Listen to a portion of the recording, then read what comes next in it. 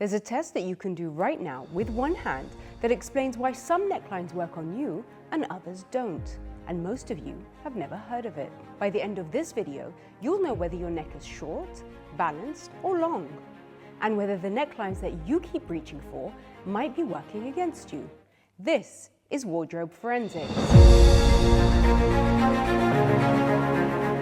Welcome back to Wardrobe Forensics. Last week, we broke down the narrow shoulder. This week, we're moving up towards the neck, because the neck frames the face, and the face is where people first look. Every neckline you wear is either giving your face the right frame or the wrong one. And here's the thing, it was never about the neckline being pretty, it's about the relationship between the neckline and the neck it's sitting on. So garments were designed around one reference body, and yours gave it a different one. The next version of this is vertical space, so the distance between your collarbone and your jaw. Some women have more distance, some women have less. Neither are wrong, and neither need fixing. But the same neckline behaves completely differently depending on how much space you have. A turtleneck on one woman can look elegant, architectural. The fabric has room to sit. The same identical turtleneck on another woman swallows her and the neck disappears. And visually, the face starts to sit straight on the shoulders. Same garment, different neck, different results. That's structure, that's not taste. So now here's the test. Take your hand, place your fingers together, and place your hand across your neck, where the bottom of your hand sits comfortably on your collarbone. Now you see how far you can reach your jawline. If you need more fingers to reach your jawline, that means you have a longer neck. If 4 fingers fit comfortably and you can just about touch your jawline, that means you have a balanced neck. If you can fit less than 4 fingers, that means your neck is shorter or more compact. Now, the reason we're using your hand is because somebody else's hand will not work. Your hand is perfectly proportional to your own body. We're not measuring centimeters, we're measuring proportion, which is why you need to use your own hand. Now do the test with me and put your hand on your neck and see what your number is. And remember your number because everything moving forward depends on it. Now, remember this, every neckline is doing one of 3 things. It is opening the neck space, filling the neck space, or breaking the neck space. And once you see that, necklines stop being random. Now let's start with the short neck. Fewer than 4 fingers means that your neck is compact. The space between your collarbone and jawline is closer together. And let me be clear about what we're doing here. We're not trying to change your neck, we're not trying to make it longer. Your neck is not a mistake that needs fixing. We're choosing clothes to give it room to be, instead of burying it. Open necklines do that too. V-necks, scoop necks, sweetheart, off the shoulder, a shirt worn with one button lower. So the neck you have is visible, defined, yours. So a collar will either stand up into your neck space and crowd it, or open away and give it room to breathe. And release it. You want release. Spread collars and open lapels. What fights you is turtlenecks, high crews, standing collars. It's not because they're not making you longer, it's because they fill a compact space until the structure disappears. So the garment wins and you vanish. Again, main character. Like we discussed last time, you are the main character, not your clothes. People need to see you first, not the garments. And this isn't a ban. Wear turtlenecks if you love them, by all means. Just know exactly what it's doing. And keep something else clear. Hair up, ears exposed, the frame open somewhere.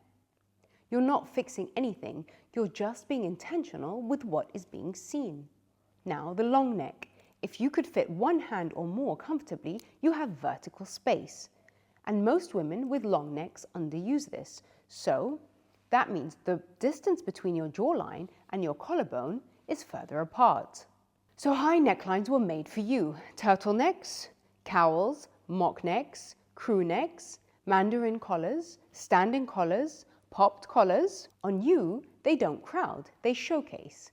So the fabric has room to sit, the neck carries it, and the whole face gets framed.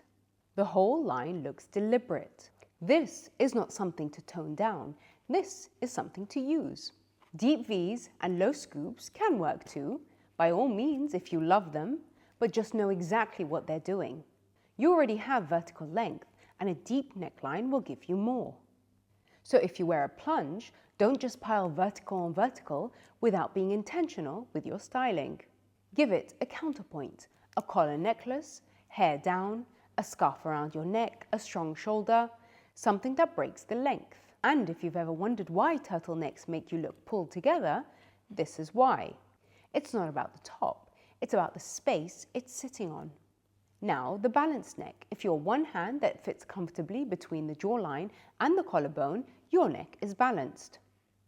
Yours is the neck most garments were drafted around, which essentially means you can wear most necklines. And it also means that most necklines sit as they were intended to on you.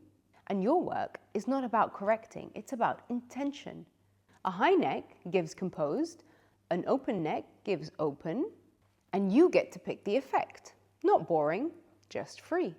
Now, before you take this test as gospel, know that the neck never works alone. Other structures interfere, and this is where most advice betrays you, because it pretends one rule fits everyone. A fuller bust shortens the visual neck. The space fills from below. Broad shoulders can genuinely balance a long neck so well that almost everything works. A short torso pushes everything up and compresses the frame. Your hair is also a moving part. Short hair or hair pulled up exposes the neck fully, making it more visible. Long hair worn down can cover the sides and visually shorten the whole neck zone. The test gives you your baseline, and your full structure will give you the final answer. And that's exactly why guessing one variable at a time isn't accurate. Everything interacts, and everything must work together. One more layer, because it follows the same physics. Necklaces are necklines. A choker is a turtleneck. A long pendant is a V-neck. Short necks, long pendants, drop earrings, vertical lines. Long necks, chokers, collars, statement pieces sitting high. You've been choosing jewelry on what you like. Now choose it on your structure and watch what happens to your face. It gets the right frame. So, one hand, fewer than four, or more than four, short, balanced, long. We're not correcting anything. None of them are wrong. They're just built differently. And each of them have necklines that work with them instead of against them. And before you go, do the test and tell me in the comments. Fewer than four, or more than four. I want to see the split. Clothes fail bodies. Bodies don't fail clothes. Subscribe, and I'll see you next Wednesday. Your wardrobe asked me to mention this. Thank me later.